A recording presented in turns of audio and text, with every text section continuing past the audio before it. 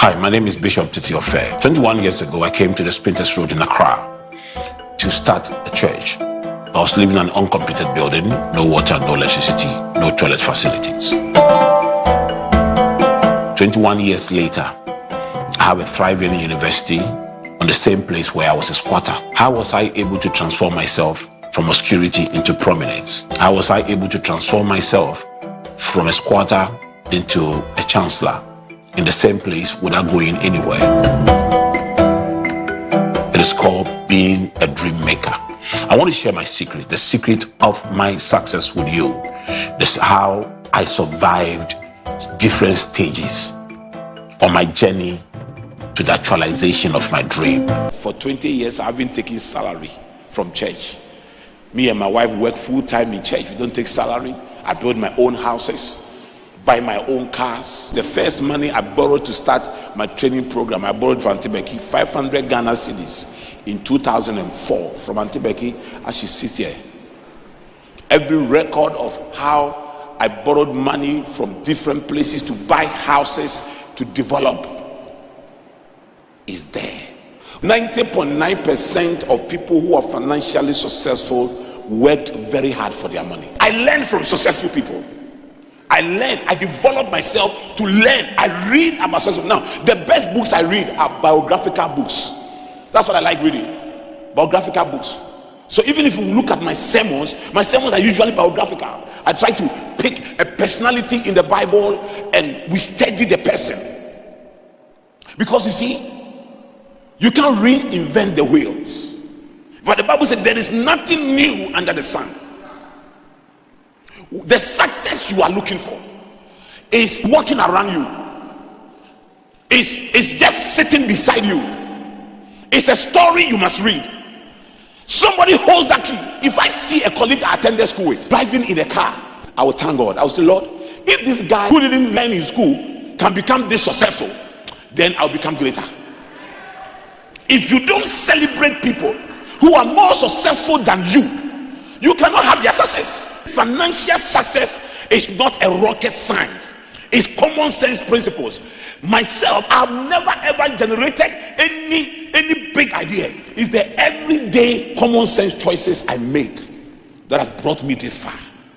A journey of 1,000 miles will begin with a step.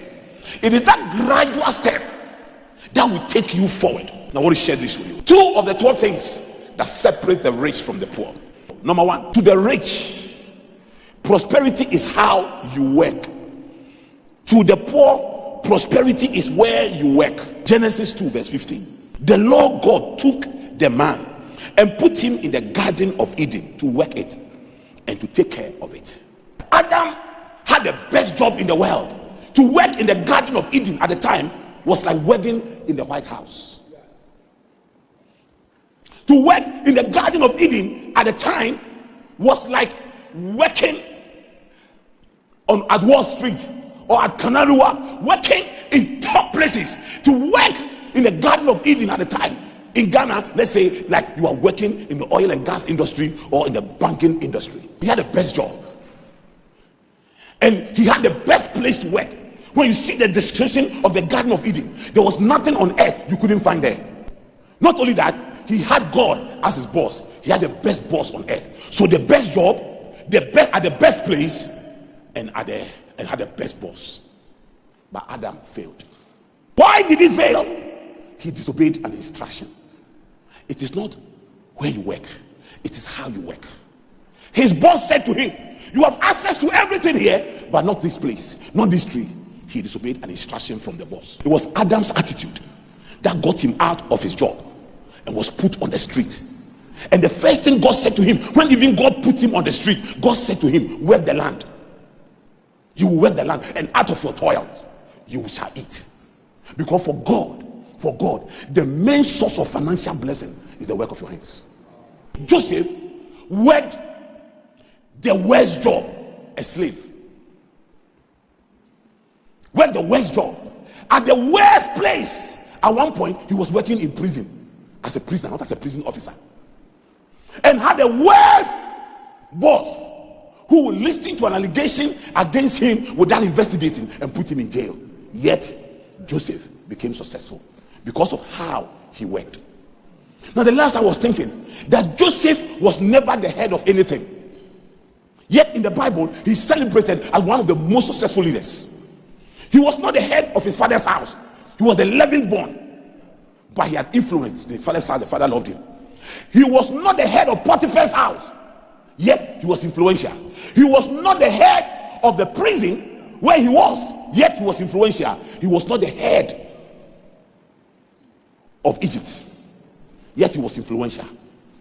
How can a man who was never the head of anything, didn't own any company, didn't set up any company, how did that man become the second most successful person in a foreign land? His work habits, how he worked. Even as a slave, he worked so well, they promoted him. Even as a prisoner, he worked so well in prison, they promoted him. I said, it is not where you work, it is how you work. Are you here? There are a lot of young people who leave our universities and are looking for a certain job, kind of jobs. They want already cooked jobs. If I don't work in the bank, I will die. In fact, there are people who are so ashamed of the kind of work they are doing that they don't even want anybody to know that they do that kind of work. The reason why we lack a lot of young people starting their own work is because of our mindset about work. For us, where we work is what will make us successful, not how we work. But I beg you, let me tell you something. I know people who worked in a bank or have worked in bank or are working in bank for over 20 years. They don't even have a plot to their name. But I know kinky sellers who never went to school. I know tomato sellers who never went to school, who have sold tomatoes and have sponsored their children to study in top universities. Top universities. Out of the selling of kinky, out of the selling of tomatoes, they have educated lawyers, doctors, engineers, because of how they work, not where they worked.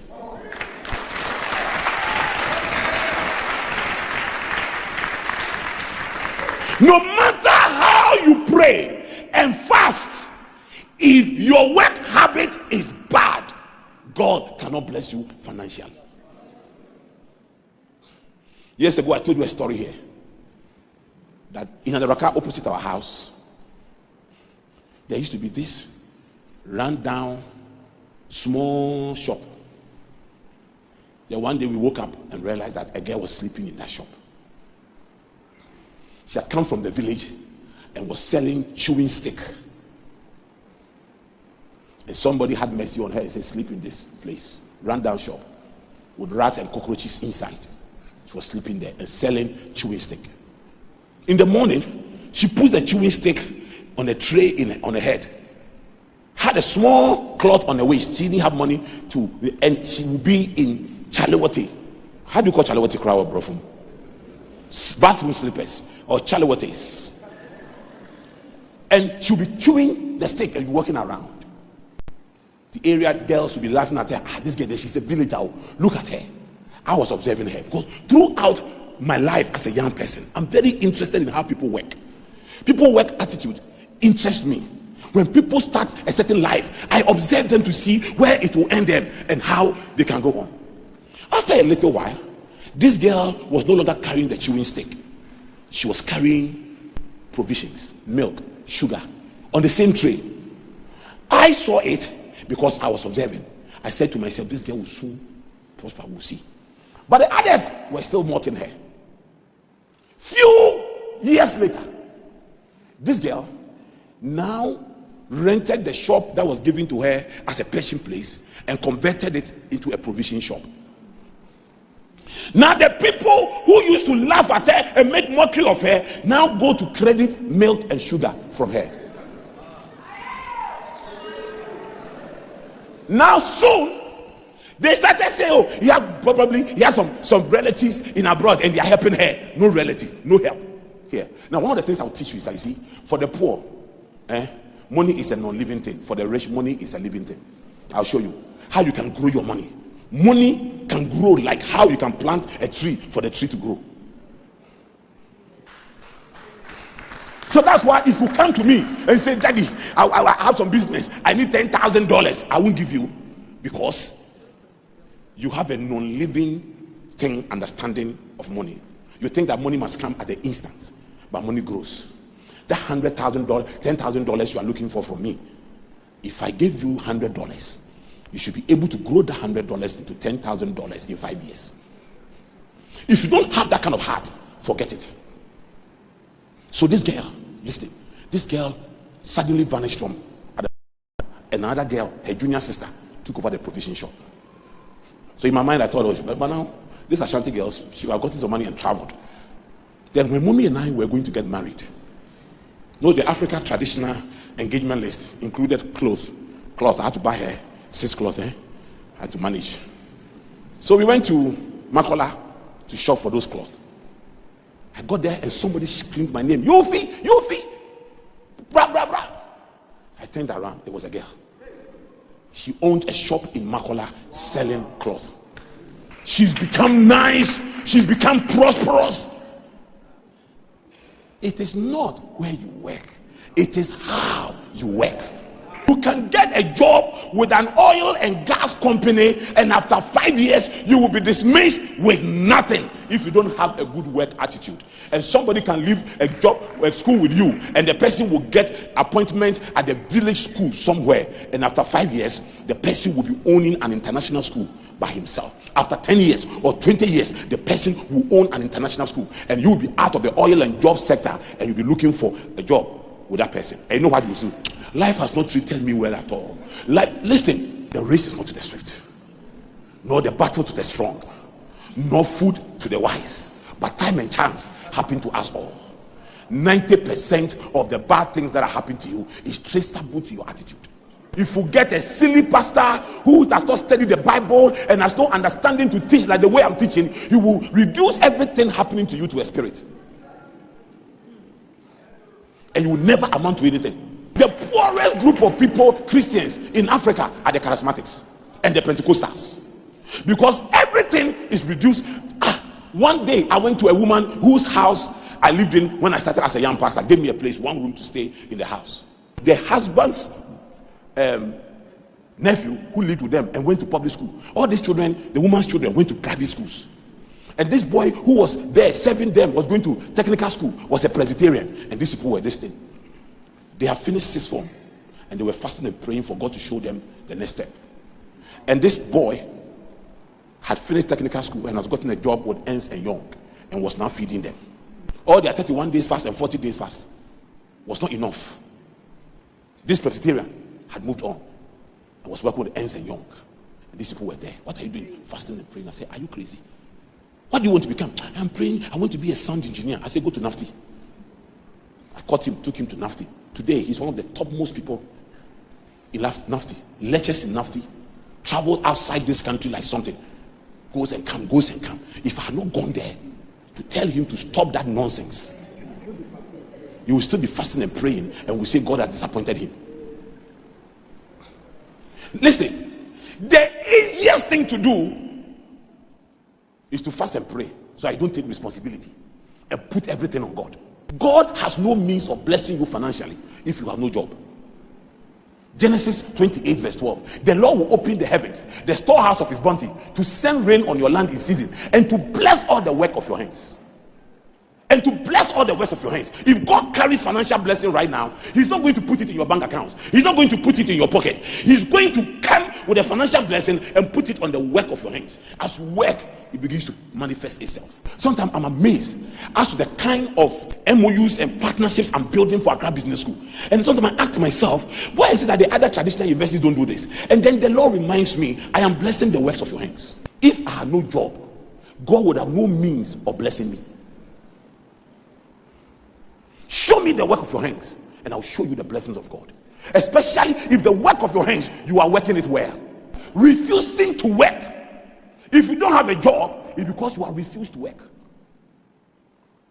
You are refused to work. There are young men in this church, very powerful macho men. They want help from me. when construction is going on, you can come and say, Daddy, can I get a job here? The candle is paying 60 cedis a day, 70 cedis a day. How many people working in the ministry are getting that amount of money a day? And you stay, you sleep, and then you come around, Daddy, can you help me? Can you help me? Daddy, something small to buy food.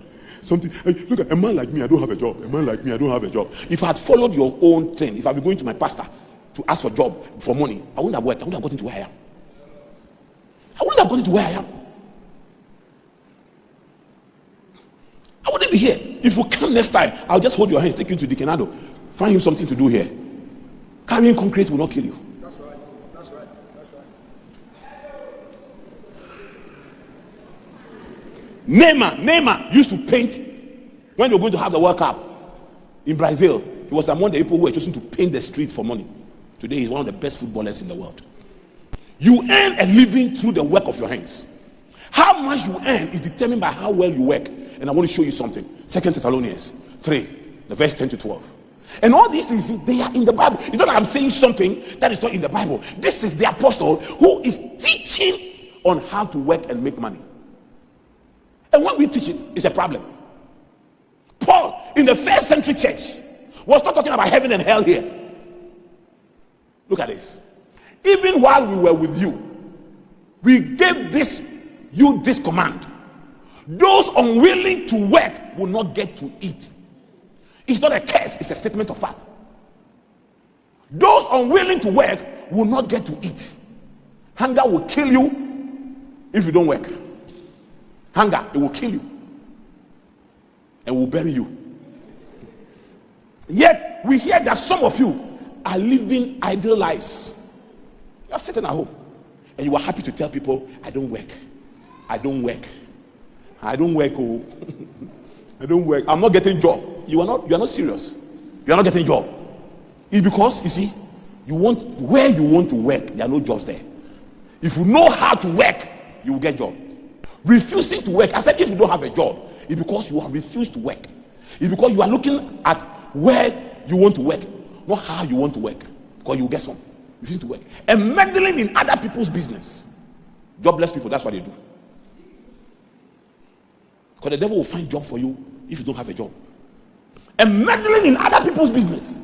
This church, you know everybody's story and everybody's business. And yet you have no business. You are refusing to work. Now, look at this. Look at verse 12. We command such people and urge them in the name of the Lord Jesus Christ to settle down and work to earn their own living. Work to earn their own living. Settle down and work and earn your own living. Gabriel. I'm telling you. One time, a woman was trying to convince me for her son. So she was talking to me. I said, but the son must do this. Oh, it's because he has no money. Oh, he has no money. I said, madam, but nobody was born with money.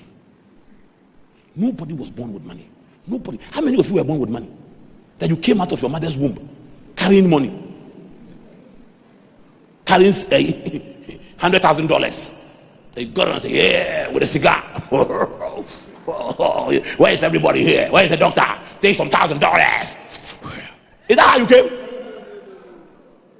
You came with nothing. What I don't want to hear in my life is somebody coming to see me and say, because I don't have money. Bishop, it's the things you are saying, you are saying them because you have money. Yeah, I'm saying them because I have money. And I work for it. As if somebody having money and you not having, you have achieved better thing than the person. All these things Bishop is doing, you see, when you go there and he's building like that, it's because he has money. You should be thinking, how did this man get the money to build like this? Let me go and learn. Instead of justifying your failure by saying, oh, because he has money.